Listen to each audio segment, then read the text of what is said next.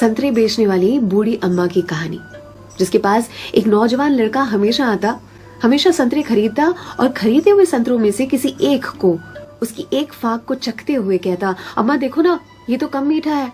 और अम्मा हमेशा दूसरी फाक को चखते हुए कहती, नहीं बेटा, ये तो बराबर मीठा है।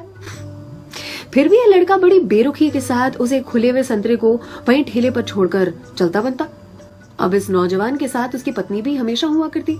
एक दिन पत्नी ने पूछा, ये जो तुम हर बार अम्मा के ठेले पर पहुंचकर नौटंकी शुरू कर देते हो, ये संतरा तो कम मीठा है, ये संतरा तो कम मीठा है। संतरे तो मैंने भी चखे हैं, बराबर होते हैं, लेकिन फिर इस नौटंकी के पीछे राज क्या है, चाहते क्या हो तुम? इस पर लड़के ने अपनी पत्नी को एक मीठी सी मुस्कान दी और कहा, मुझे भी पता है कि सारे के सारे संतरे बहुत ही मीठे होते हैं, लेकिन तुमने कभी अम्मा को देखा है?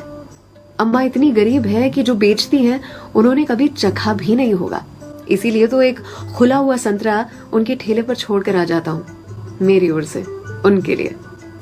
अम्मा के बाजू में जो सब्जी वाली थी, उसने एक दिन कहा उनसे, आपको पता है ये जो सरफरा आपके ठेले पर आता है संतरे खरीदने के लिए, इतनी चिकचिक करता है आपसे कि आप नाप तोल में उसे ज्यादा संतरे दे देती हो। इस पर अम्मा ने कहा कि वो कभी मुझसे संतरे की मिठास पर चिकचिक करता ही नहीं है, वो ये चिकचिक करता है मुझे संतरा खिलाने के लिए, एक छोड़कर जाता है। क्या मुझे पता नहीं है? उसकी चिकचिक में भी उसके प्यार की मिठास नजर आती है। वो कहते हैं ना कि मेरे हिस्से से ज्यादा तूने मेरी थाली में परोसा है, कितनी भी मुश्किलें दे ऊपर वाले, मुझे तुझ पे भरोसा है। छीन कर खाने वाले का कभी पेट नहीं भरता और बांट कर खाने वाला कभी भूखा नहीं मरता।